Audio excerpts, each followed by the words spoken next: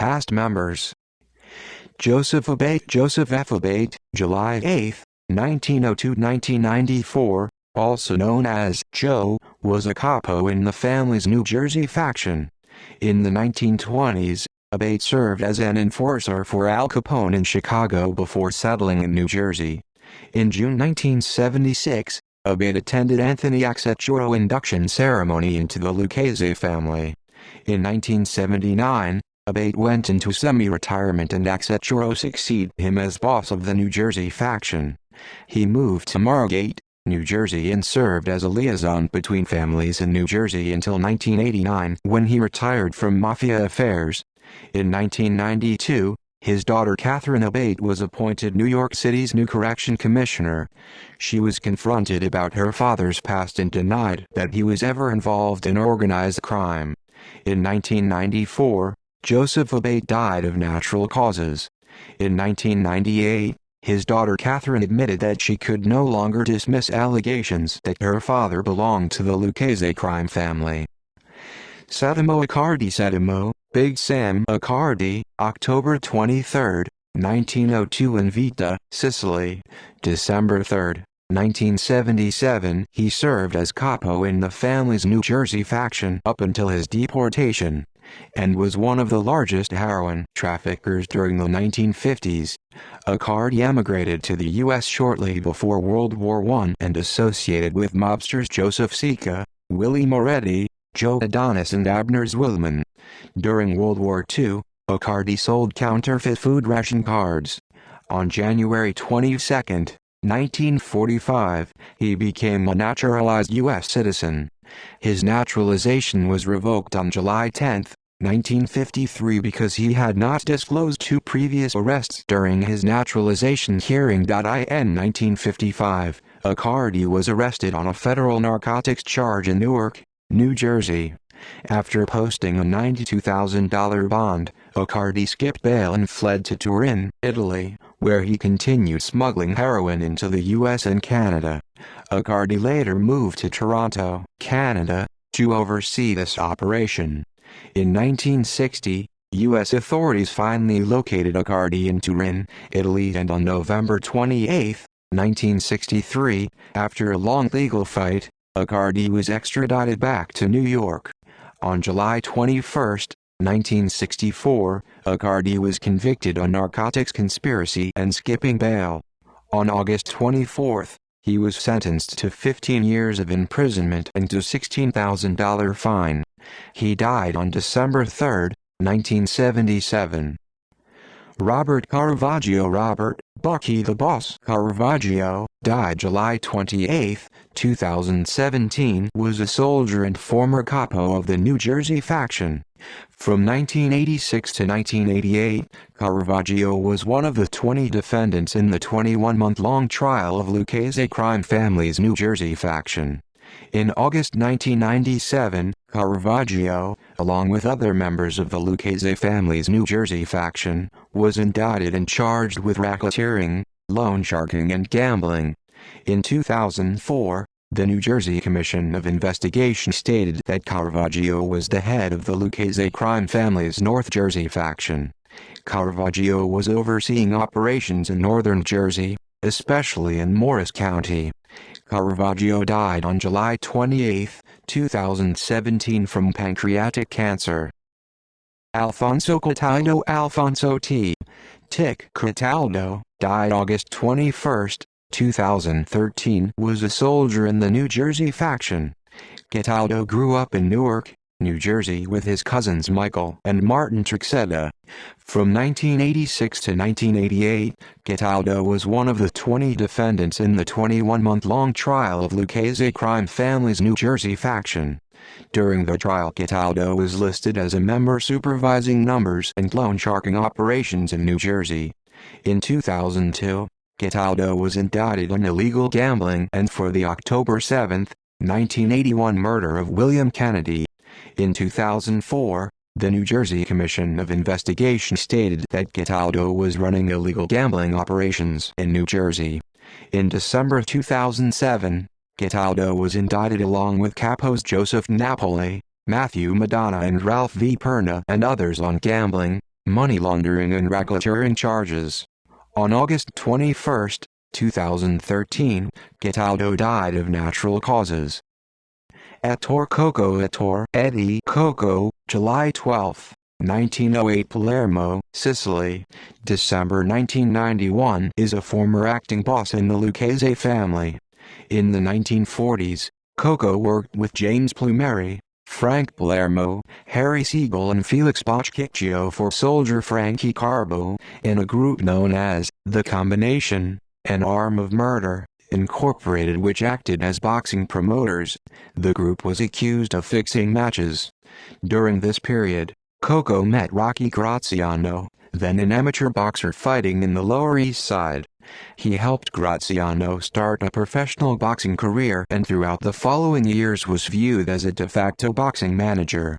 In the late 1940s, Coco was suspected of placing wagers and taking bets on fights while Graziano was accused of taking bribes. These accusations continued until Graziano retired in 1952. In 1953, Coco was arrested in Florida for murdering the Miami car wash operator in a dispute over a bill.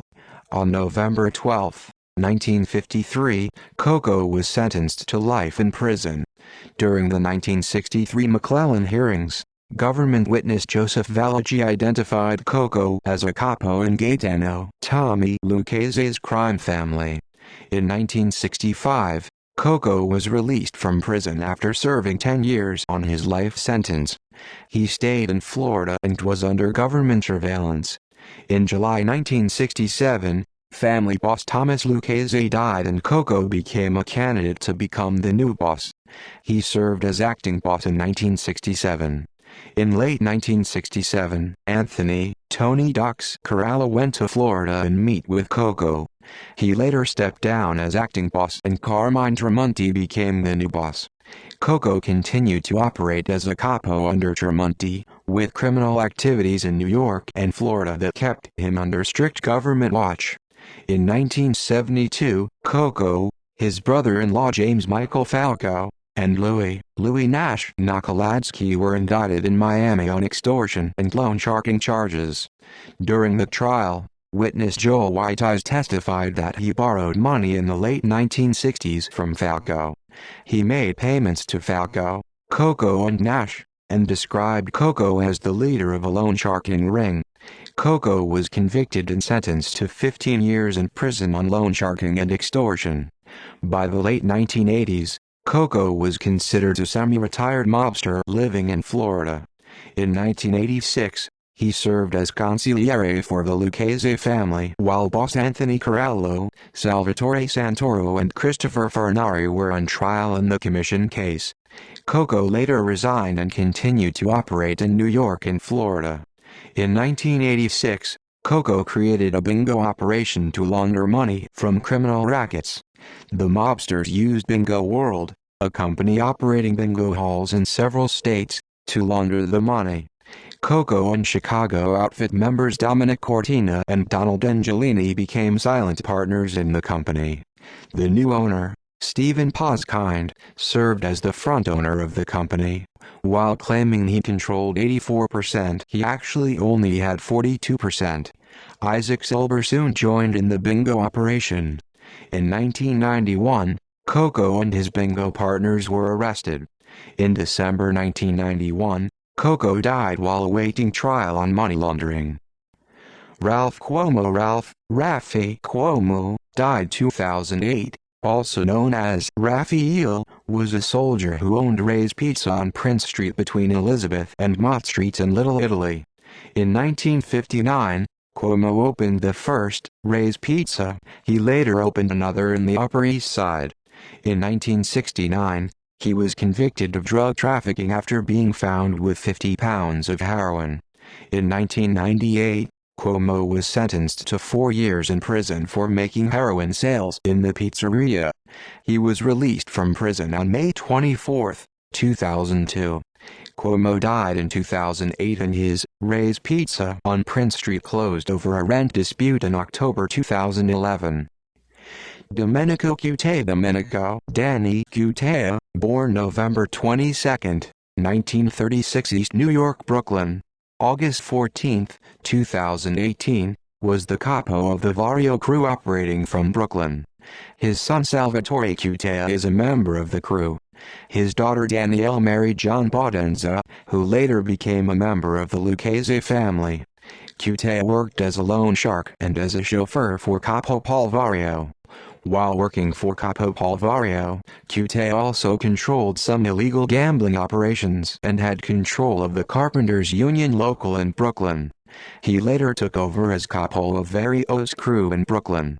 During the early 1990s, he was a member of a ruling panel along with Stephen Curry, Joseph Tafid running the crime family. In 1995, Cutea was indicted for extortion, loan sharking, and racketeering. In 1996, he pled guilty to extortionate extensions of credit and was sentenced to 30 months in prison. In 2002, Cutea was indicted on loan sharking charges. He pled guilty and was sentenced to 2 years and 3 years of supervised probation upon his release. In August 2005, he was released from prison. His parole terms banned him from communicating with family members until August 2008. However, in January 2007, it was reported that Cutea was the primary liaison between jail boss Vittorio Vic Amuso and the three-man panel of capos who were running the family. On February 28, 2008, Cutea, his son Salvatore, his son-in-law John Bodenza, and former acting capo Michael Corcione were indicted on federal racketeering charges that included loan sharking, extortionate collection of credit, extortion, marijuana distribution conspiracy, illegal gambling, bank fraud, and mail fraud for activities dating back to the 1980s. On October 25, 2009, Cutea was sentenced to 39 months in federal prison for bank fraud. At the sentencing, Cutea's attorney asked the court for home confinement, saying that Cutea suffered from depression and advanced multiple sclerosis. The request was denied. In October 2012, Cutea was sentenced to 1 year in prison for loan sharking. Cutea was released from prison on October 4, 2013. He died on August 14, 2018. Paul Corial Paulie Ham Corial, April 25, 1911, died. Was a capo in the family. Corial controlled gambling and narcotics in East Harlem. In December 1930, Corial and Carmine Tramonti had charges of robbery dropped and they were released from jail. Corial ran a Lucchese family gambling club between 2nd Avenue and East 112th Street in East Harlem. In 1952, Joseph Valleggi and others murdered Eugenio Giannini near Corial's club. Anthony DeLasco Anthony Ham DeLasco, sometimes spelled Dulasco, was a former boxer and capo in New Jersey.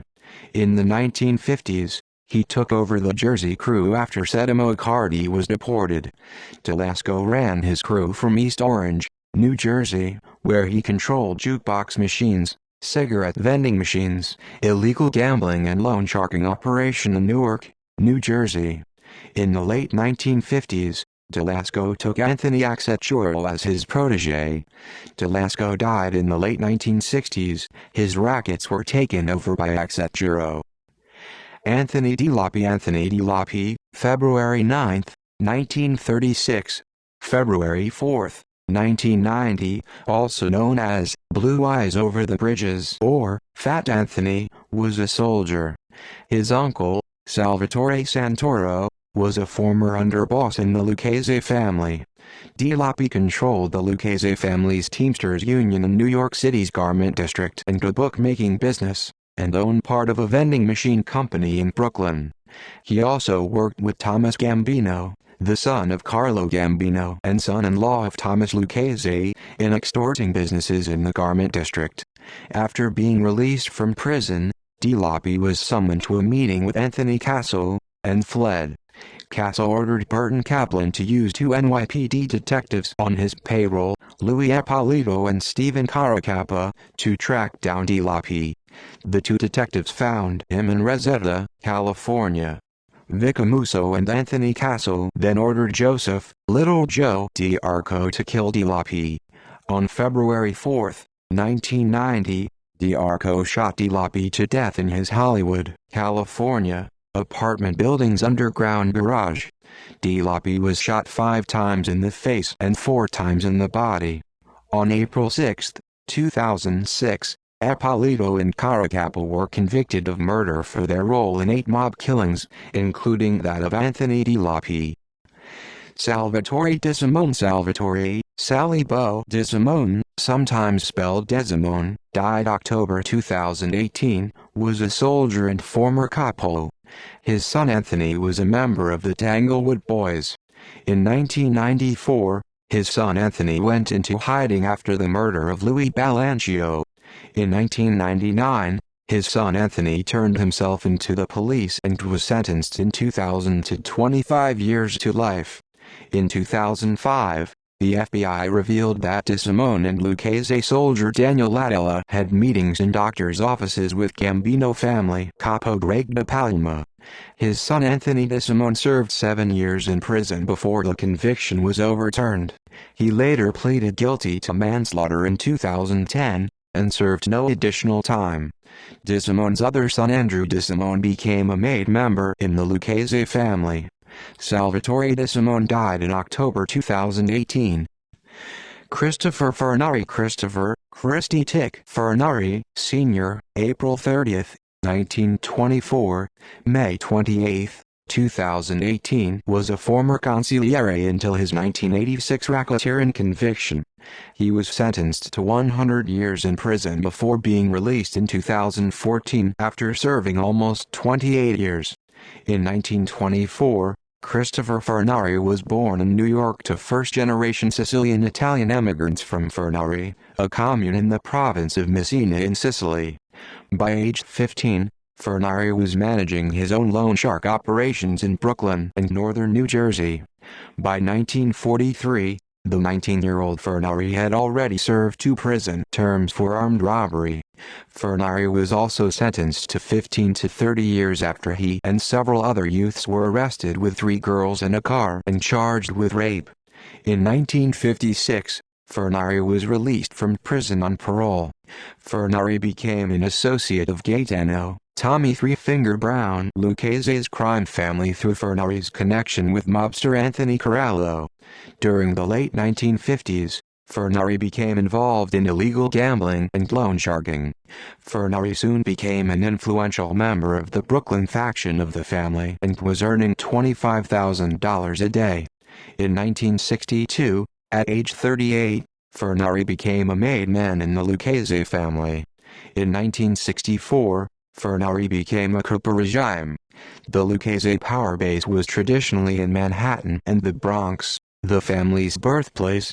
The family's first 3 bosses, Gaetano, Tom Reina, Tommaso, Tommy Galliano, and Thomas Lucchese, were all from this area. In contrast, Furnari belonged to the less influential Brooklyn faction. Furnari operated his crew in Bensonhurst at the 19th Hole, a nondescript bar and mob social club. His crew was involved in illegal gambling, loan sharking, extortion, burglary, narcotics dealing, occasional murder contracts, and union and construction rackets. At this time, Furnari's criminal record included convictions for assault and sex offenses. Furnari controlled New York District Council 9, which represented 6,000 workers who painted and decorated hotels, bridges, and subway stations in New York. Furnari managed the council through the union secretary and treasurer, James Bishop, and Bishop's associate, Frank Arnold. Bishop and Arnold would pick up cash payments from the contractors, who charged a 10 to 15% tax on all major commercial painting jobs, and passed the payments to Furnari. The 19th Hole, Furnari's social club, was the hub of criminal activity in Bensonhurst. Mobsters from every New York crime family conducted business in the club and socialized over food and drink. In the mid-1960s, aspiring mobsters Vittorio Vic Amuso and Anthony Gaspipe Casso joined Furnari's crew. Fernari saw that both men could make money and were willing to use violence if needed. Fernari put Amuso and Casso in charge of a large bookmaking operation and debt collecting operation. In 1967, family boss Thomas Lucchese died of a brain tumor, leaving the family to be run by an interim boss, Carmen, Mr. Gribbs Tramonti. Lucchese's real successor, Anthony Tony Dux Corallo, was convicted of bribery in 1967 and sentenced in 1968 to prison for 2 years. Tramonti served as acting boss, even after Corallo was released from prison in 1970. In 1973, with Tramonti's imprisonment, Corallo finally became the official Lucchese boss. In the early 1970s, the 5 families of New York organized crime decided to open the books, allowing a new generation of mob associates to become made men. Fernari immediately sponsored Amuso and Casso for family membership and then made them overseers of the Bypass Gang, a highly successful burglary ring. During the 1970s and 1980s, the Bypass Gang reportedly stole hundreds of millions of dollars in cash, jewelry, and other merchandise. In January 1972, Fernari backed and sanctioned a squad of armed robbers who took the famed Pierre Hotel in Manhattan under siege and stole approximately $3 million in jewels and cash. The Pierre Hotel robbery stands as the largest unrecovered hotel robbery in history. None of the perpetrators ever confessed to the heist, and only a diamond necklace valued at $780,000 was recovered. The case was never solved. The 8 brazen armed robbers were Robert Comfort, Sammy Nallo, Donald, Tony the Greek, Al Green, Ali Ben, Bobby Germain, and Al Visconti. In 1980, Fernari was promoted to consigliere in the Lucchese family. He wanted Casso to take over as capo of the 19th hole crew, but Casso declined and endorsed Amuso instead. Casso opted to become Fernari's aide. A consigliere is allowed to have one soldier work directly for him. Fernari now enjoyed enormous influence both within his own family, the other New York families, and crime families from other U.S. cities. Fernari continued to oversee his criminal interests from the 19th hole, but spent much of his time providing advice and mediation for family members as well as settling disputes with the other families. Fernari reigned as one of New York's top mafia bosses throughout the early 1980s until his 1985 racketeering indictment. On February 25, 1985, Fernari was indicted in the Mafia Commission case, the most comprehensive racketeer-influenced and corrupt organizations act (RICO) prosecution brought against the mob at the time. Fernari was indicted as a result of a Federal Bureau of Investigation (FBI) probe that used undercover surveillance and bugging techniques against the mob leaders. The bug that snared Fernari had been placed in Salvatore Avellino's Jaguar car. FBI surveillance recorded Corallo conducting business with Fernari and other family leaders. Pleading not guilty to the charges, Fernari was released on $1.75 million bail pending trial. In early 1986, while Fernari was awaiting the commission trial, the Lucchese family uncovered a new, potentially lucrative racket. A Russian-American crime family based in Brighton Beach and Brooklyn, run by Ukrainian immigrant Marat Balagula, had started to bootleg gasoline. By collecting gasoline taxes from customers and then not paying them to the government, Balagula was making very large profits. When Colombo crime family capo Michael Franzi started pressing Balagula for extortion payments, Balagula went to Fernari for help. Casso later reported on a meeting at the 19th hole, in which Fernari told Balagula, "Here there's enough for everybody to be happy, to leave the table satisfied. What we must avoid is trouble between us and the other families. I propose to make a deal with the others so there's no bad blood. Meanwhile, we will send word out that from now on you and your people are with the Lucchese family. No one will bother you. If anyone does bother you, come to us and Anthony will take care of it." As a result of the 19th hole meeting, the 5 families imposed a 2 cent per gallon family tax on Balagula's bootlegging operation, which became their greatest moneymaker after drug trafficking. According to one former associate, the LCN reminded Marat of the apparatchiks in the Soviet Union. He thought as long as he gave them something, they would be valuable allies. Then all of a sudden he was at risk of being killed if he couldn't pay to the penny. According to author Philip Carlo, it didn't take long for word on the street to reach the Russian underworld. Marat Balagula was paying off the Italians. Balagula was a punk. Balagula had no balls. Balagula's days were numbered.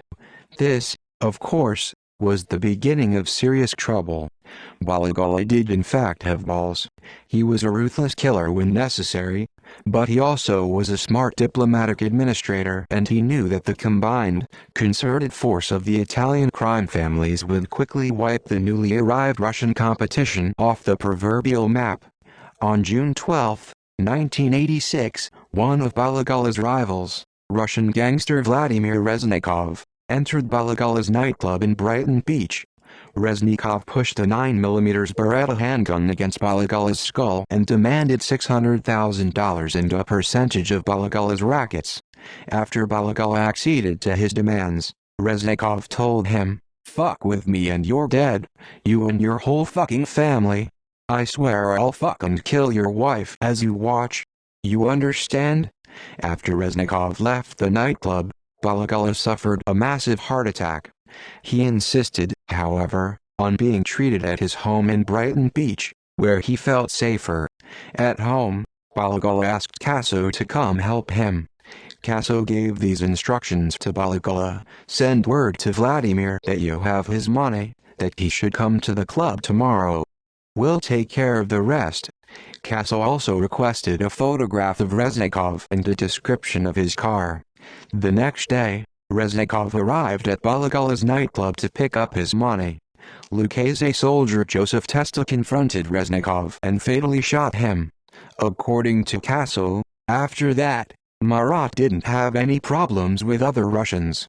In September 1986, Fernari went on trial in the famous New York Mafia Commission case along with Corallo and underboss Salvatore, Tom Mix Santoro.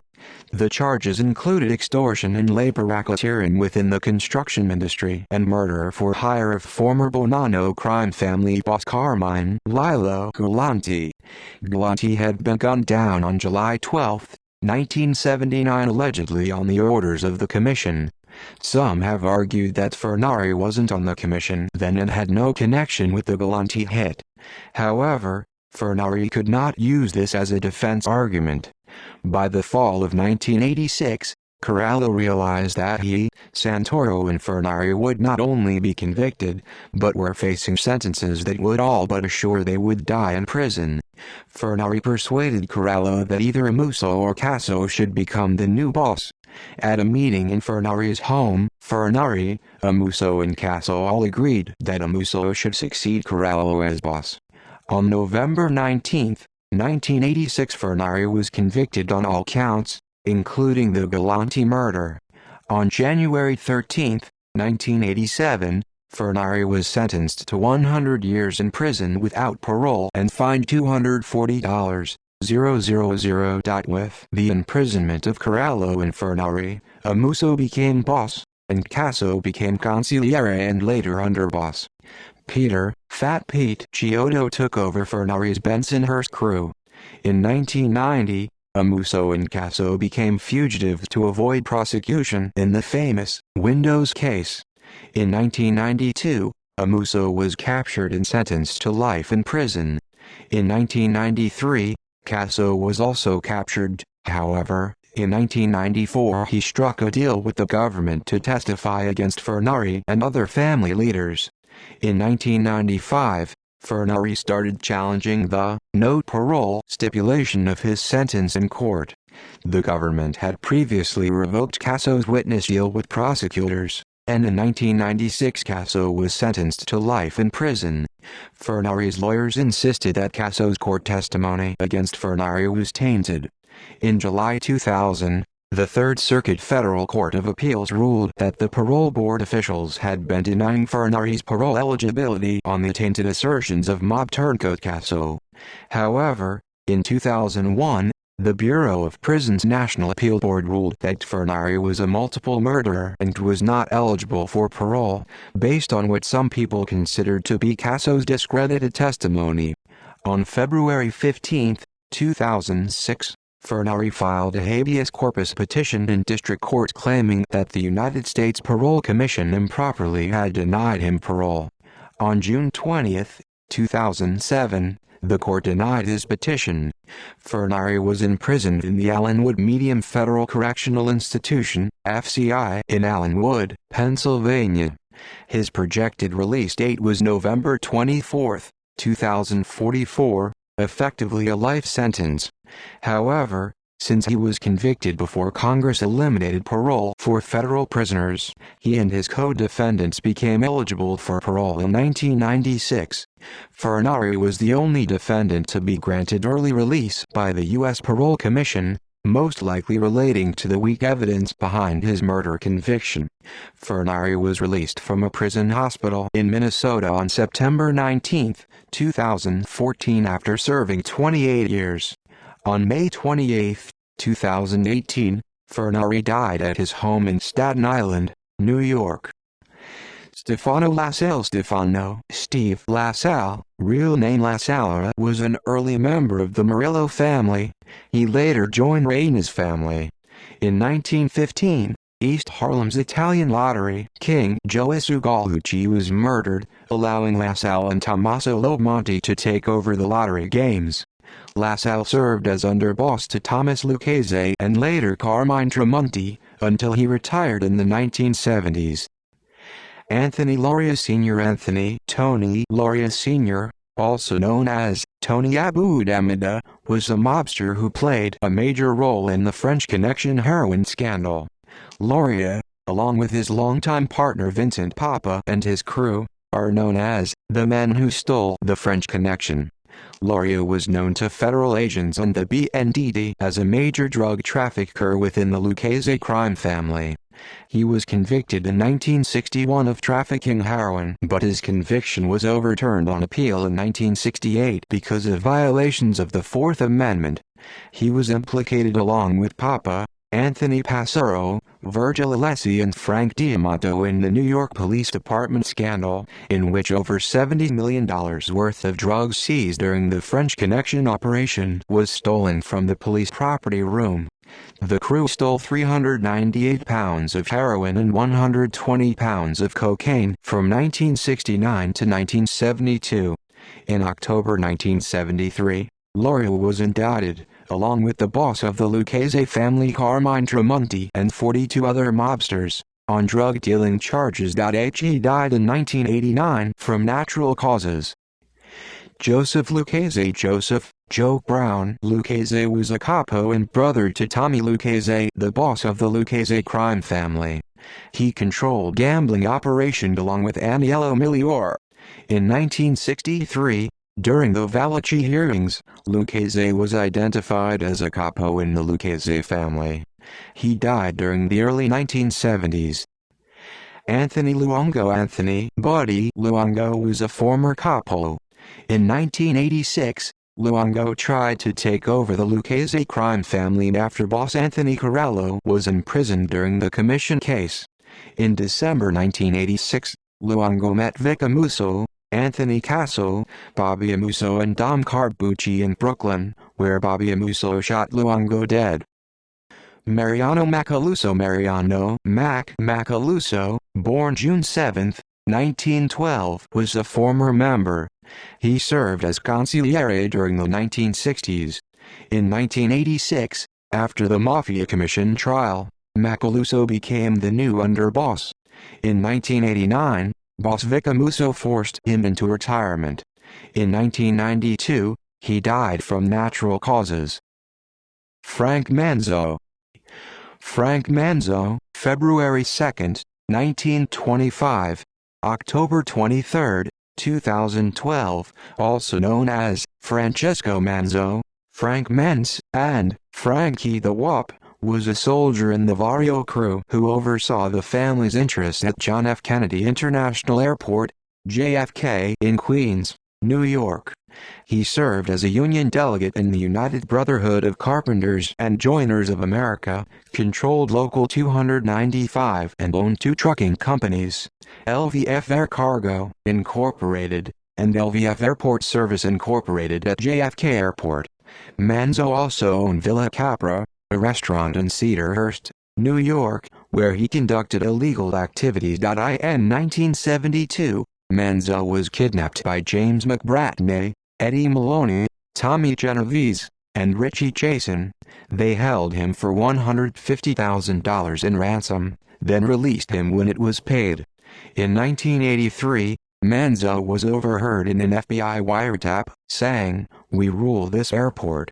In 1985, Manzo, along with Local 295 President Frank Kalis, Local 851 Vice President Harry Davidoff, and others were indicted on charges of extorting shipping and trucking companies at JFK Airport. In 1986, Manzo pleaded guilty to racketeering and was sentenced to 12 years in prison and fined $325,000. On April 8, 1987, Manzo was banned from New Jersey casinos due to his history of involvement with organized crime. Manzo was released from prison in 1994. In 1995, Manzo was charged with racketeering for extorting $2 million in payoffs from cement company owner John Quadrazzi over a 13-year period, between 1978 and 1991. However, the charges were dropped when the judge ruled that the crimes were covered under his 1986 plea agreement. On October 23, 2012, Manzo died in his sleep. Aniello Neil Millier, October 1933, September 11, 2019, was a made man.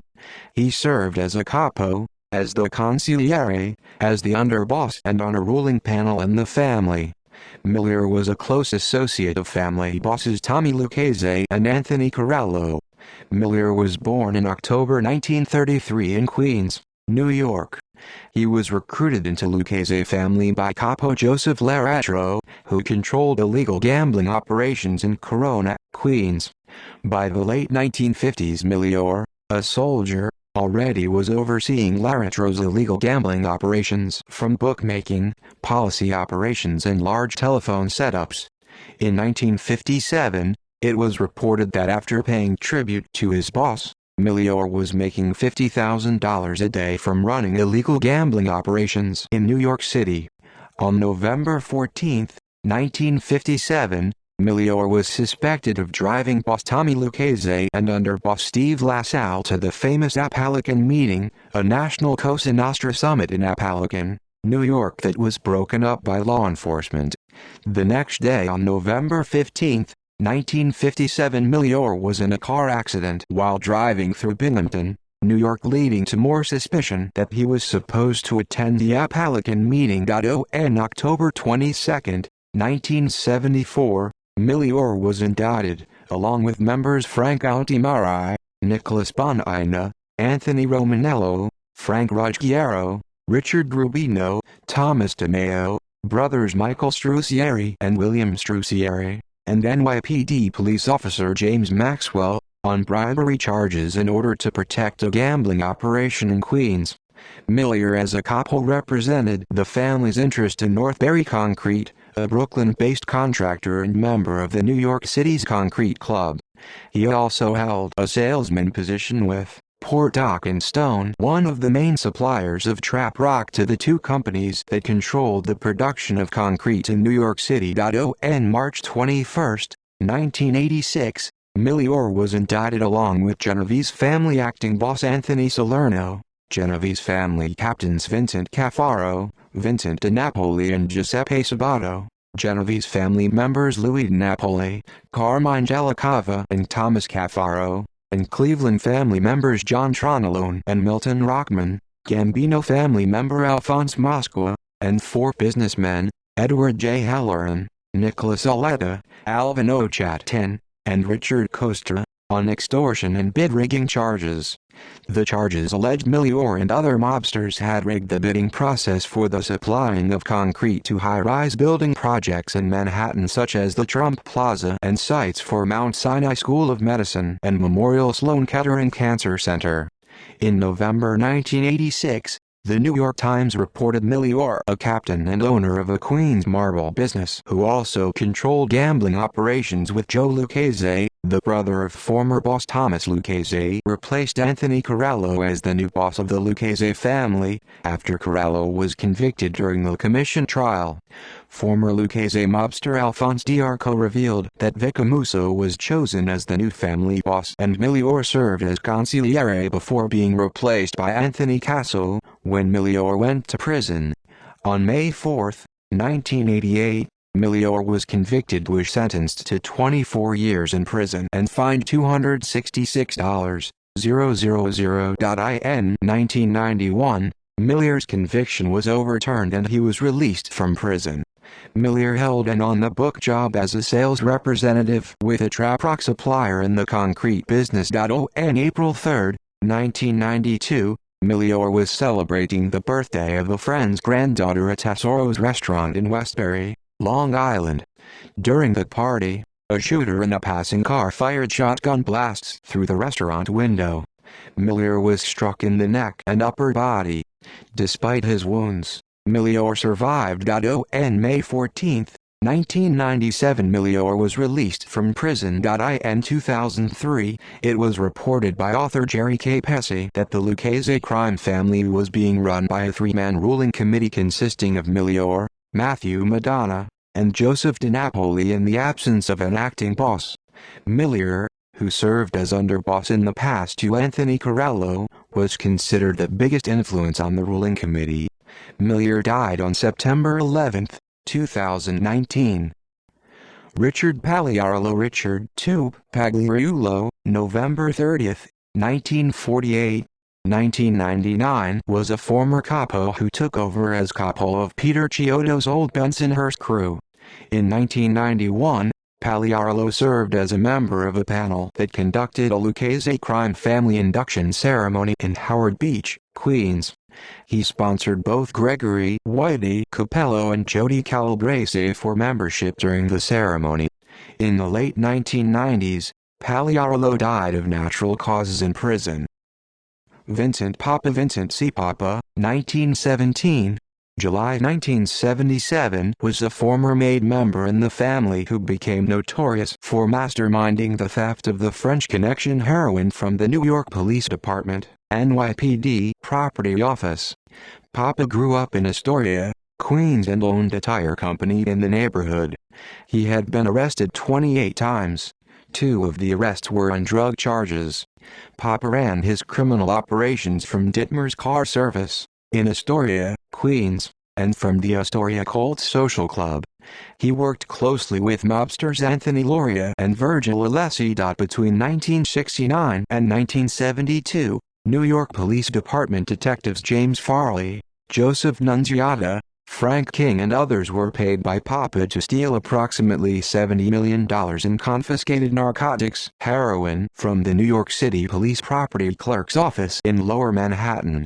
Papa was arrested on February 3, 1972, in a car parked on Bronxdale Avenue with Joseph DiNapoli in the back seat.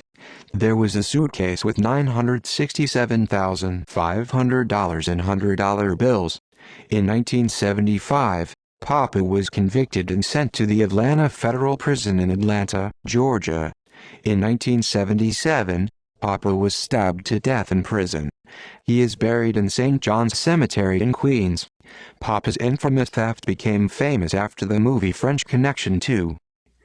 Joseph Pinzolo Bonaventura, Joseph Pinzolo, 1887, September 5, 1930, also known as Fat Joe, was the boss of the family during 1930. In July 1908, Pinzolo was arrested for trying to bomb 314 East 11th Street in an effort to force owner Francisco Spinelli to pay Black Hand extortion demands. After his arrest, Pinzolo gave up his boss Giuseppe Costabile, a camerista who controlled the area south of Houston Street to Canal Street and from East Broadway to the East River. Pinzolo served 2 years and 8 months to 5 years after refusing to testify against Costabile. In February 1930, Gaetano Reina was murdered and boss Joseph Masria backed Pinzolo to take control of the Reina family. Pinzolo may have been responsible for Reina's murder, though the most widely suspected culprit for that crime remains Vito Genovese, as boss Pinzolo was unfamiliar with the members of the family and the East Harlem area. His promotion angered Tommaso Galliano, Tommy Lucchese and Dominic Petrilli, who formed a splinter group within the family and planned his murder. On September 5, 1930, Pinzolo's body was found in the Brokaw building on 1487 Broadway in Suite 1007, occupied by California Dry Fruit Importers. The office was leased by Tommy Lucchese 4 months earlier. According to Joseph Valachi, the killer was Girolamo Santuccio. Valachi also mentioned that after Pinzolo's assassination, a meeting was held on Staten Island to uncover who is responsible for the murder. Vincenzo John Rao, June 21, 1898, Palermo, Sicily, September 25, 1988, also known as Vincent or Vinny, was a former consigliere in the family. His father was Antonio Rao and his mother Liboria Galliano. He had a brother Calogero, Charles, and a sister Maria Speciale. On his mother's side, Rao was a distant relative to Tommaso Galliano. He was a cousin to gangster Joseph Rao. He married Carmelina Alberti and the couple had 2 daughters, Nina Vento and Liboria Pancaldo. On December 5, 1921, Vincenzo Rao became a naturalized United States citizen in New York City. He began his criminal career working for the Gallianos in East Harlem. Rao became a powerful mobster in the lathing industry. He became partners in 5 Borough Hoisting Company, United Lathing Company, Westchester Lathing Corporation and Ace Lathing Company operating from the Bronx and Westchester. In the 1950s, boss Gaetano Lucchese promoted Rao to consigliere in the family. In 1957, Rao was arrested with 60 other mobsters at the abortive Apalachin meeting in rural Apalachin, New York. When asked by investigators why he was at the meeting, Rao said he went there for the luncheon buffet and did not speak to anyone else because he was not introduced. During the 1963 Valachi hearings, Rao was listed as the Lucchese family's consigliere.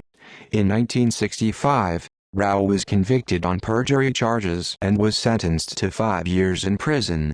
At the same time, the longtime boss Thomas Lucchese had become ill and Rao was thought as suitable successor. His chance to become the new boss never came to fruition due to his trials. During the early 1970s, Rao retired. On September 25, 1988, Rao died of natural causes and is buried at Ferncliff Cemetery in Hartsdale, New York. Salvatore Santoro Salvatore T. Tom Mix Santoro, Sr., November 18, 1915, January 2000, served as underboss in the Lucchese crime family during the 1980s before being convicted in the Mafia Commission trial and sentenced to 100 years in federal prison. He was born in Leonia, New Jersey to Antonio and Teresa Bargio. He married Mary Zangaglia but did not father any children. He is the uncle to Lucchese family soldier and union boss Anthony DiLappi. He earned the nickname Tom Mix because in his younger years he closely resembled the Dutch-German-American Western film actor by that name. Santoro started working for the Galliano crime family, forerunner of the Lucchese family, in the early 1930s. He served as an associate of future boss Tommy Three Finger Brown Lucchese's 107th Street gang in operating extortion, loan sharking, narcotics and prostitution rings during the 1930s. He was made sometime in the 1940s operating drug trafficking and loan sharking rings. On July 6, 1942, Santoro received 6 months to 2 years in prison after pleading guilty to conspiring to import narcotics from Mexico. In March 1951, Santoro was indicted on charges of conspiracy to import opium from Mexico and convert it into heroin. Santoro went into hiding and allegedly spent time in Europe before returning to Oyster Bay, New York. On September 24, 1951, he surrendered to federal authorities in New York City. On January 7, 1952, after pleading guilty to narcotics charges, a judge labeled Santoro as a bad fellow and sentenced him to 4 years in prison. In 1951 or 1953, longtime boss Tommy Galliano died. Under boss Tommy, Lucchese took over what was now called the Lucchese crime family. Lucchese then promoted Santoro to capo of the family's powerful Bronx faction. As capo, Santoro operated out of East Harlem and the Bronx, controlling large heroin drug trafficking operations during the 1950s. In 1958, he was arrested and tried for narcotics charges. He was alleged to be a partner and associate of Ellsworth Johnson, although this never was confirmed. Santoro was convicted of all charges in 1959 and was given a 20-year prison sentence. When Santoro was released from prison in 1978, he took over as underboss, continuing to oversee the powerful Bronx faction of the family. He left the drug trade alone and instead took over the labor and construction racketeering operations for the family in New York City. Santoro gained a reputation as a labor racketeer and worked with consigliere Christopher Fernari and other top capos in the family. He bought a home on City Island Avenue in City Island, Bronx. In the early 1980s, Anthony Corallo found a new way to discuss business without ever meeting his top underlings Santoro and Fernari. Corallo used his Jaguar with a phone inside and talked to mostly Santoro on the phone while he was driving around in New York with his chauffeur Aniello Migliore. They succeeded mostly because the noise of the old Jaguar was so loud that it was not possible to hear what Corallo and others were saying. However, after the Jaguar came with a new engine and new filter, Federal Bureau of Investigation agents planted a bug in it and listened into Corallo's conversations with Santoro, mostly about the profit from the labor and construction racketeering operations in the Bronx, where they extorted unions and had influence in the construction industry. As U.S. law enforcement undertook a concerted effort to crush organized crime activities in New York City during the mid-1980s, they put 11 top members of the 5 families, including the entire leadership of the Lucchese crime family, Corallo, Santoro and consigliere Christopher "Christy Tick" Fernari, on trial, called the Mafia Commission trial or the Commission case.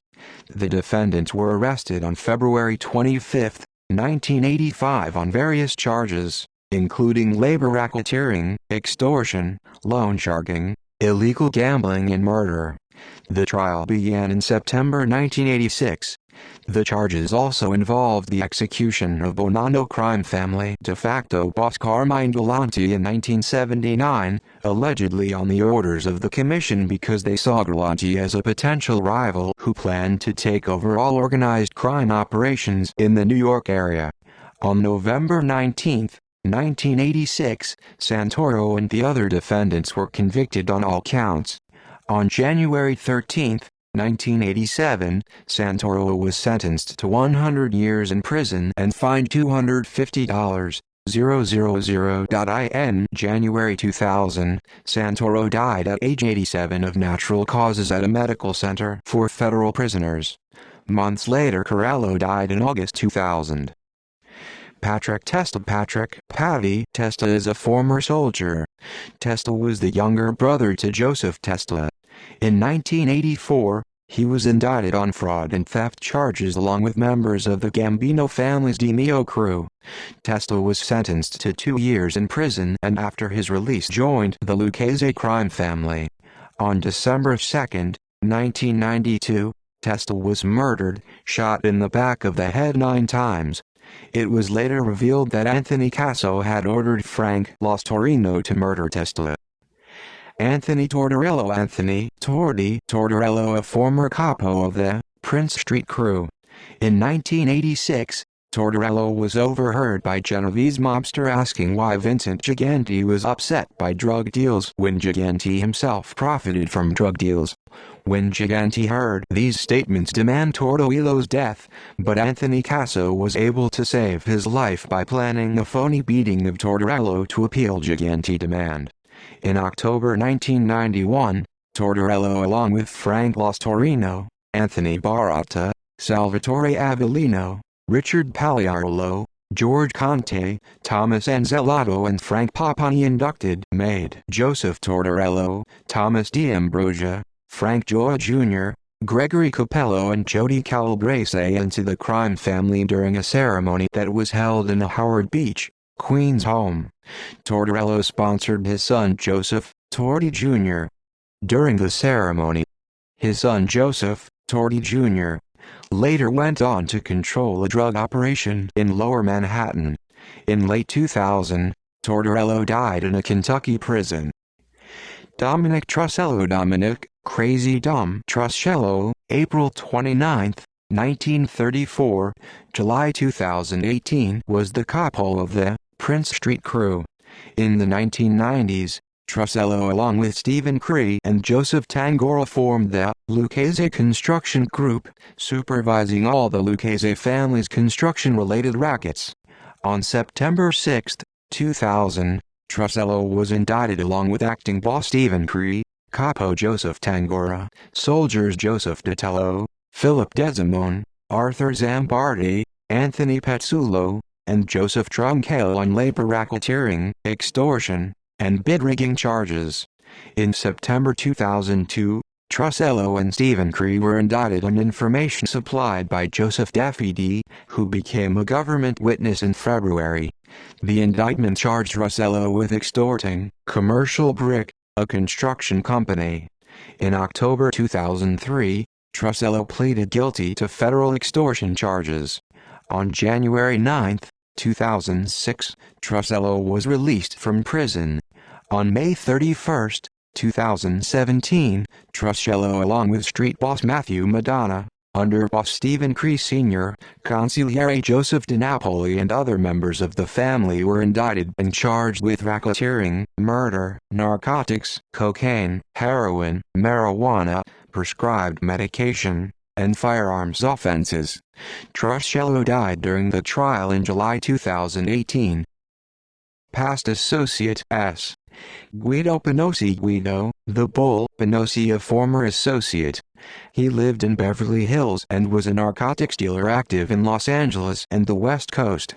In the 1980s, Pinosi, along with his cousin Frank Piccolo, a member in the Gambino crime family, stopped Genovese family mobsters from extorting his friend Wayne Newton.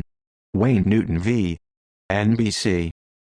Abraham Talvi Abraham Abe Talvi, September 12, 1934, July 28, 1956 was an associate of Johnny Dio. In 1956, Talvi was ordered by Dio to throw acid on New York journalist Victor Riesel for making radio and television appearances about labor union corruption. In the morning of April 5, 1956, Talvi attacked Victor Riesel as he was leaving Lindy's, a Broadway restaurant, throwing sulfuric acid onto his face leaving him permanently blind. In the attack, Talvi had burned himself badly on the right side of his face and neck with some of the acid that splashed on him. He was paid $1,175 in cash and began demanding more money from Dio. On July 28, 1956, Talvi was found dead on Mulberry Street with a bullet in his head. Vincent Zito 1941, October 26, 2018 is a former loan shark and associate of the Lucchese family. Zito was found dead in his Sheepshead Bay, Brooklyn home on October 26, 2018 after being shot twice in the head.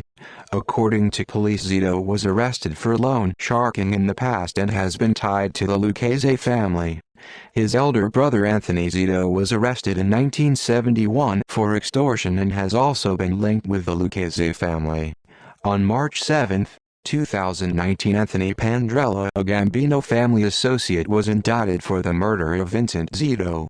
The indictment claimed Anthony Pandrella, a longtime friend of Zito, murdered him and stole his loan sharking business. Government informants and witnesses. Peter Chiodo.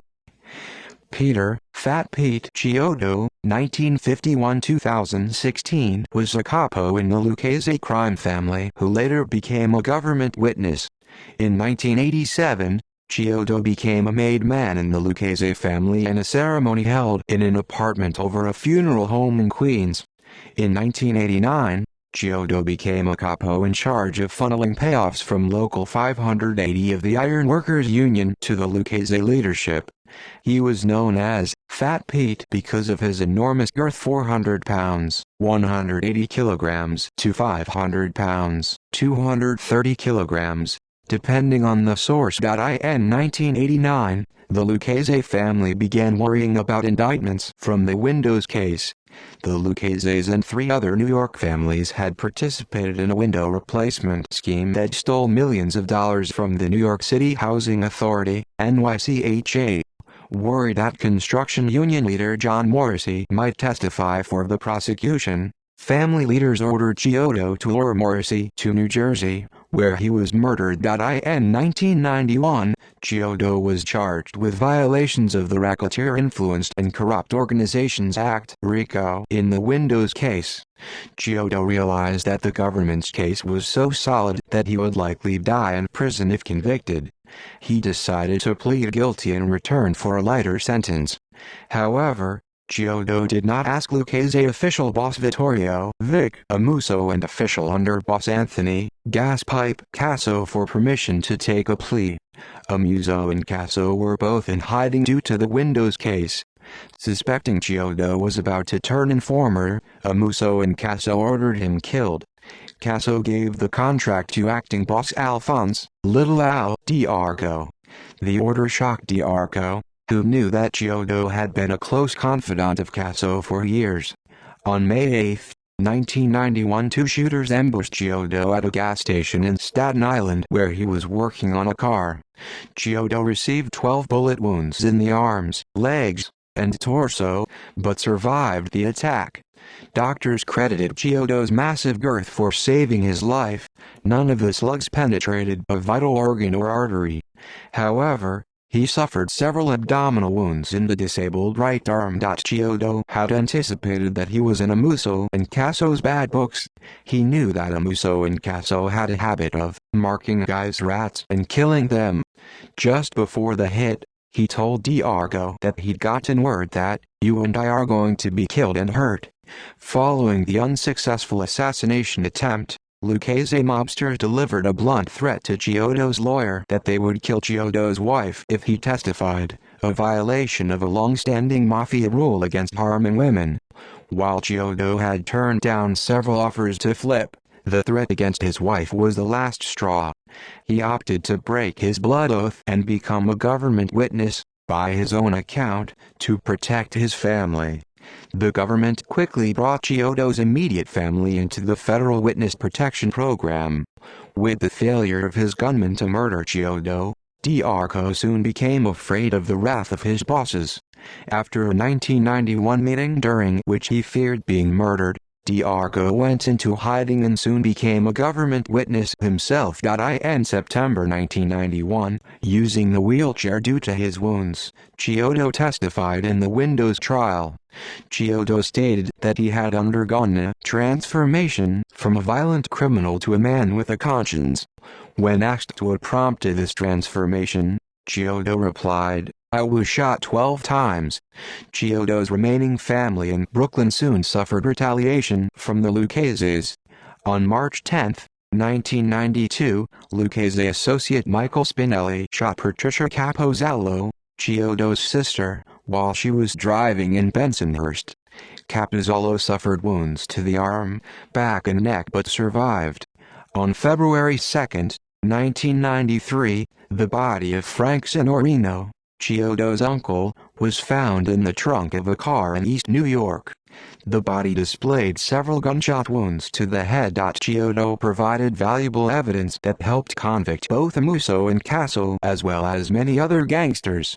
While testifying in different cities, the government had to fly Chiodo in a special plane due to his morbid obesity. In July 1997, Chiodo testified against Genovese crime family boss Vincent Gigante in another Windows-related racketeering trial. On September 11, 2007, Chiodo was sentenced to 17 years in prison on racketeering charges. However, due to his testimony, Chiodo was to serve no time in prison and was placed in the Witness Protection Program. Peter Chiodo died in January 2016, aged 65, of natural causes.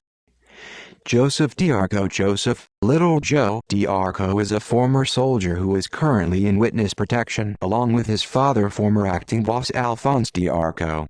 In early 1990, Vic Amuso and Anthony Casso ordered D'Arco to kill Anthony DiLappi, a soldier who was in hiding.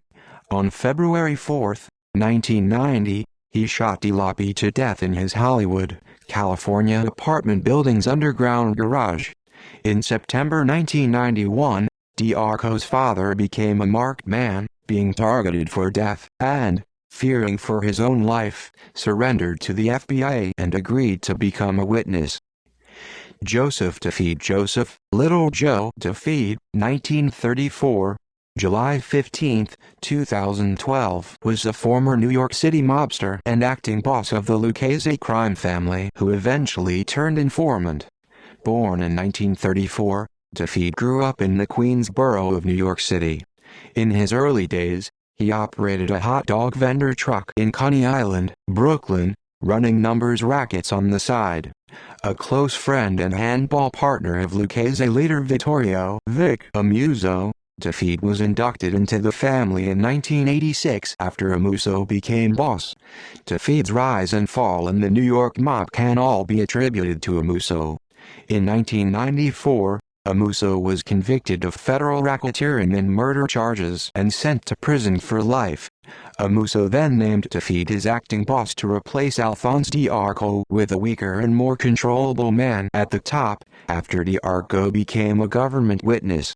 On April 28, 1998, Defeat was indicted on 9 counts of racketeering stemming from his supervision of the family rackets in New York's Garment District from 1991 to 1996. The prosecution reported that the Lucchese family had been grossing $40,000 per month from Garment District businesses since the mid-1980s. In December 1998, Defeat pleaded guilty to the charges and received 5 years in prison. During the late 90s, Amuso's relationship with Defeat began to sour. Suspecting that Defeat was hiding money from the family, Amuso replaced him as acting boss with Stephen Cree, head of the family's powerful Bronx faction. Once Cree took over, family profits rose enormously. That was enough to convince Amuso that Defeat had been skimming profits. Amuso reportedly decided to have him murdered. On February 5, 2002, Defeat was released from a Lexington, Kentucky prison medical center. Having heard of Amuso's plans to kill him, Defeat immediately became a government informant. Defeat provided details concerning the Garment District rackets and the protection rackets in Howard Beach, Queens. He also provided information leading to the convictions of Cree, Louis Dadone, Dominic Trusello, Joseph Tangora, Anthony Baratta, and a number of family captains, soldiers and associates. While testifying against Gambino crime family boss Peter Gotti, Defeat testified that he only earned $1,014,000, or approximately $250,000 per year, during his tenure as acting boss. Defeat also estimated that a low-ranking family soldier would make on average $50,000 per year. Defeat entered and left the Witness Protection Program, moving to live in Florida under an assumed name. He and his wife reportedly lived on $30,000 a year and a modest annuity provided by the U.S. Marshals Service, their assets having been depleted by legal bills and the cost of creating new identities. On July 15, 2012, Defeat died from a heart attack. Donald Franco's Donald, Tony the Greek, George Franco's, born November 10, 1938, Hackensack, New Jersey, died March 30, 2011, Dannemora, New York, was a Greek-Italian contract killer and mob associate of the Lucchese family, who later became a government witness. His father George Argiri Franco left his hometown of Cardamila on Chios, Greece in 1905 as a crewman on a ship. George Franco married Irene, an immigrant from Syracuse, Italy, and had 3 children: Georgia, 1932, James, 1935, and Donald, 1938. In 1974, Franco's murdered Lucchese associate Richard Bolello. In 1992, Franco's claimed to author William Hoffman he took part in the murder of Jimmy Hoffa, with a hit team consisting of himself and Irish-American mobsters John Sullivan and James Coonan. According to Franco's, Hoffa was lured by his close friend Chucky O'Brien to a house owned by Detroit mobster Anthony Giacalone. Once there, Hoffa was shot and killed by Coonan and Franco's using suppressed .22 pistols. Hoffa was then dismembered by Coonan, Sullivan, and Franco's. It has been asserted that he sealed the body in an oil drum and buried it underneath Giants Stadium. However, no evidence has ever been found to substantiate this claim. Author Jerry K. Pesci found these claims false because Franco's was in prison during Hoffa's disappearance. Eugenio Giannini, a former soldier who became an informant to the Bureau of Narcotics. In 1942, Giannini was charged with heroin conspiracy and served 15 months in prison. He moved to Europe in 1950 and began smuggling U.S. medical supplies into Italy. While in Italy, he formed a connection to Charles Luciano and began informing on Luciano to the Bureau of Narcotics. Giannini was arrested on counterfeiting charges in Italy, but the charges were dropped and he moved back to New York. The Mafia in New York discovered that Giannini was an informer and ordered his murder. Genovese family capo Anthony, Tony Bender Strollo gave the contract to Joseph Vellucci. On September 20, 1952, Giannini's body was found on 107th Street shot to death. Vellucci later revealed he recruited brothers Joseph and Pasquale Pagano and Fioriciano to carry out the hit. They murdered Giannini near a gambling club run by Lucchese family soldier Paul Coriel between 2nd Avenue and East 112th Street. Frank Gioia Jr. Frank Spaghetti Man Gioia Jr., born August 10, 1967, is a former soldier who is currently in witness protection along with his father, former soldier Frank Gioia Sr. In 1991, Gioia Jr. was inducted into the Lucchese crime family in a ceremony held in Howard Beach, Queens. He was sponsored by George Conte, who was filling in for his real sponsor George Zappola. In June 1992, Gioia Jr. was arrested in Brooklyn on a gun charge. In 1993, Gioia Jr. along with George Zappola and Frank Papani plotted to have Stephen Curry killed. In 1993, Gioia was arrested for trafficking heroin from Manhattan to Boston. In 1994, Gioia found out that Frank Papani planned to murder his father Frank Gioia Sr., prompting the son to become a government witness. Since becoming a government witness, Gioia Jr. has testified against 60 defendants. According to investigator Robert Anglin, a Phoenix, Arizona real estate developer, the individual known as Frank Capri is really former mob informant Frank Gioia Jr. Since 2015, Capri and his company have been accused in multiple lawsuits for failing to pay rent and contractors and misappropriating funds meant to pay for construction. On February 5, 2020, Frank Capri and his mother Debbie Corvo were indicted on charges of wire fraud and conspiracy to commit money laundering in connection with the operation of various branded restaurant locations in Arizona and across the United States. The indictment charged Capri with the financial failure of Toby Keith and Rascal Flatts branded restaurants. Burton Kaplan was an associate and government informant. During the 1980s, Kaplan was the go-between for Lucchese crime family under boss Anthony Casso and NYPD detectives Louis Ippolito and Stephen Caracappa. In 2006, Kaplan was released from federal custody and his remaining 18-year sentence for marijuana trafficking was dropped in return for cooperating in the case against Ippolito and Caracappa. In July 2009, Kaplan died from prostate cancer. John Pennisi is a former soldier who is currently in witness protection. In 2013, Pennisi was made into the Lucchese family in a secret initiation ceremony in a basement of a Staten Island home by acting boss Matthew Madonna and capo John Castellucci. Pennisi was a member of the Lucchese family's Brooklyn faction that now operated from Tottenville, Staten Island. In October 2018, Pennisi started cooperating with the Federal Bureau of Investigation. In May 2019, government witness Pennisi testified in the trial against Eugene Castell and revealed the current leadership of the crime family. Pennisi testified that in 2017, the Brooklyn faction of the family wrote a letter to imprisoned boss Vic Amuso complaining about how the power had shifted to the Bronx. According to Pennisi's testimony, imprisoned for life boss Vic Amuso sent a letter to underboss Stephen Cree which stated that Brooklyn-based mobster Michael Big Mike DeSantis would take over as acting boss replacing Bronx-based Matthew Madonna. The testimony from Pennisi stated that if the Bronx faction refused to step aside, imprisoned boss Amuso had approved of a hit list that included a captain and several members of the Bronx faction. During Pennisi's testimony, he revealed that the Lucchese family operates with a total of 7 crews, 2 in the Bronx, 2 on Long Island, 1 in Manhattan, 1 in New Jersey, and Castellucci's Brooklyn crew, formerly Amuso Casso's old crew which is now based in Tottenville section of Staten Island. Dominic Petrilli The Gap Petrilli was a former member. He got the nickname, The Gap, after losing 2 front teeth in a childhood fight.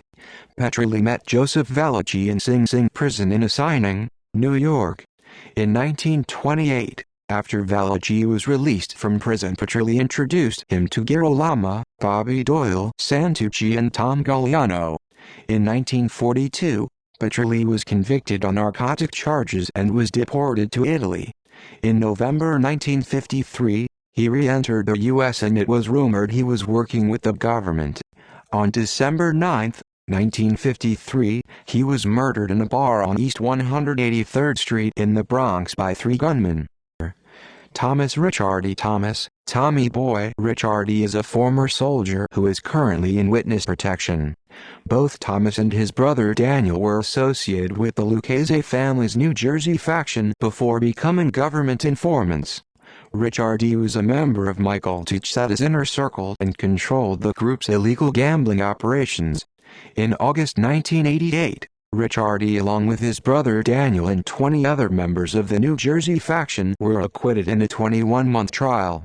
On April 18, 1991, Ricciardi was indicted along with Michael Tuccetta, Anthony Accecchuro, Michael Perna on corruption charges. On August 13, 1993, they were all convicted of racketeering and both Thomas Ricciardi and Anthony Accecchuro agreed to become government witnesses and testified against Tuccetta and Perna. On September 6, 2001, Ricciardi was released from prison after serving 10 years, and is now currently in the Witness Protection Program. Vincent Salinardi Vinnie Baldi Salinardi is a former soldier who became a government informant.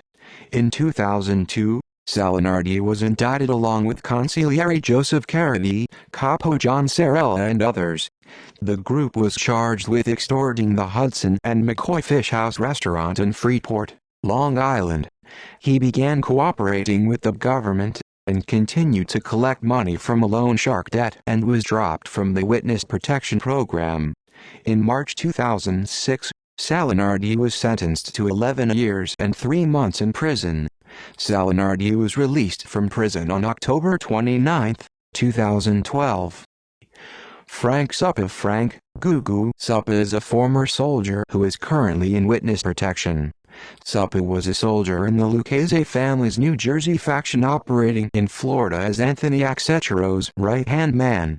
In 1983, Suppa attended the sit-down along with Anthony Accecchuro, Michael Tuxeta, Thomas Ricciardi and Philadelphia crime family mobsters Jackie, the Nose DiNorsio and Joseph Alonzo over DiNorsio joining the Lucchese family.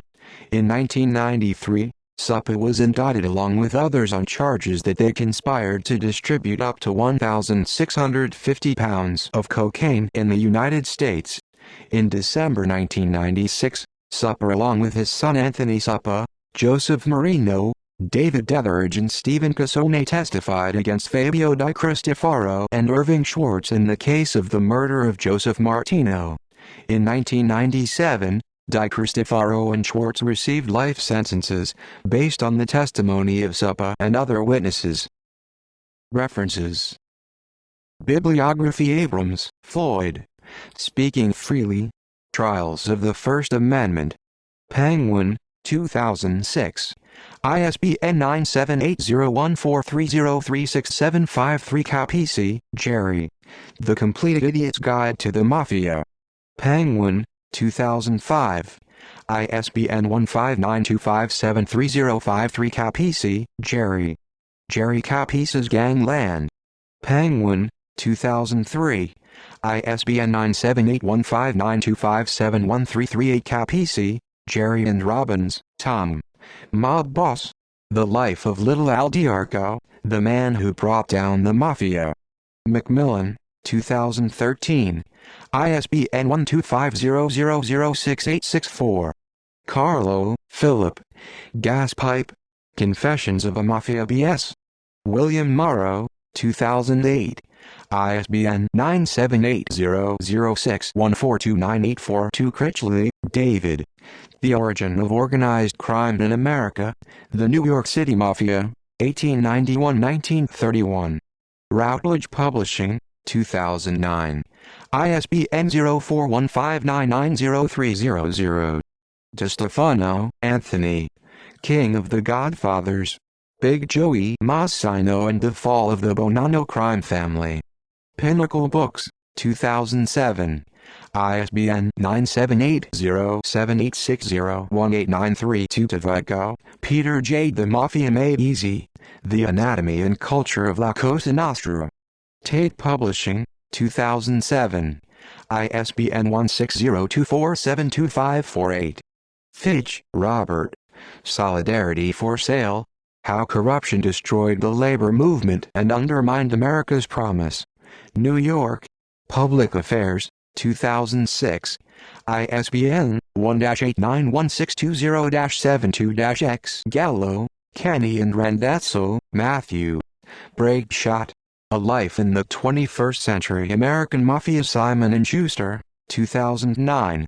ISBN 9781439195833. Garcia, Joaquin and Michael Levin. Making Jack Falcone. An undercover FBI agent takes down a mafia family. New York. Simon & Schuster, 2009. ISBN 1439149917. Goldstock, Ronald. New York State Organized Crime Task Force. New York State Organized Crime Task Force. Corruption and Racketeering in the New York City Construction Industry. Final Report to Governor Mario M. Cuomo. NYU Press, 1991. ISBN 0814730345. Hagen, David M. Is the Mafia Still a Force in America? Greenhaven Press, March 10, 2006. Juvenile Nonfiction. ISBN 0737724021. Hoffman, William and Hedley, Lake. Contract Killer. The Explosive Story of the Mafia's Most Notorious Hitman Donald, Tony the Greek Franco's. Pinnacle Books, 1994. ISBN 1558177884. Jacobs, James. Friel, Colleen and Raddick, Robert. Gotham Unbound. How New York City Was Liberated from the Grip of Organized Crime. NYU Press, 2001. ISBN 0814742475. Jenkins, John A. The Litigators. Inside the Powerful World of America's High-Stakes Trial Lawyers. Doubleday, 1989. ISBN 9780385244084. Justice, Commerce, The Judiciary. and related agencies appropriations United States Congress House Committee on Appropriations Subcommittee on Departments of State Justice, and Commerce, the Judiciary, and related agencies appropriations for fiscal year 1979. Kelly, Robert J. The Upper World and the Underworld, Case Studies of Racketeering in Business. Springer Science and Business Media, December 6, 2012. ISBN 14615488837. Carr, Gordon and Welch, Clare and Welch, Ian. Rats and Squealers. Dishing the Dirt to Save Their Skins. Hachette Group, 2008. ISBN 0708804942. Kroger, John. Convictions. A Prosecutor's Battles Against Mafia Killers, Drug Kingpins, and Enron Thieves. Macmillan, 2009. ISBN 0374531773. Lawson, Guy and Oldham, William. The Brotherhoods. The True Story of Two Cops Who Murdered for the Mafia. Simon & Schuster, 2006. ISBN 9780743289443. Liddick, Don. The Mob's Daily Number. Organized Crime and the Numbers Gambling Industry. Publisher University Press of America, 1999. ISBN 0761812660. Moss, Peter. The Valachi Papers. HarperCollins, 2003. ISBN 9780060507428. Milhorn, H. Thomas. Crime. Computer Viruses to Twin Towers. Boca Raton, Florida. Universal Publishers, 2005. ISBN 1-58112-489-9. Newton, Michael. The Mafia at Upahlican, 1957. McFarland, 2012. ISBN 0786489863. Pileggi, Nicholas. Wise Guy. Life in a Mafia Family. Simon & Schuster, 1990. ISBN 0671723227. Rob Selwyn. Five Families. The Rise, Decline, and Resurgence of America's Most Powerful Mafia Empires. New York. St. Martin Press, 2005. ISBN 0-312-30094-8. Reville, Gil. Mafia Summit. J. Edgar Hoover, The Kennedy Brothers, and the Meeting That Unmasked the Mob. Macmillan, 2013. ISBN 12500211103. Report of the New York State Joint Legislative Committee on Crime, Its Causes, Control and Effect on Society. Issue 26 of Legislative Document, State of New York Legislative Document. The Committee, 1971. 1. Rudolph, Robert C. The Boys from New Jersey, How the Mob Beat the Feds. New York. William Morrow and Company Incorporated, 1992.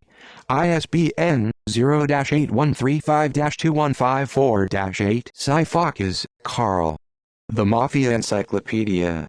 Infobase Publishing, 2005.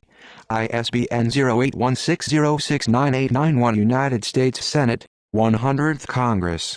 Organized Crime.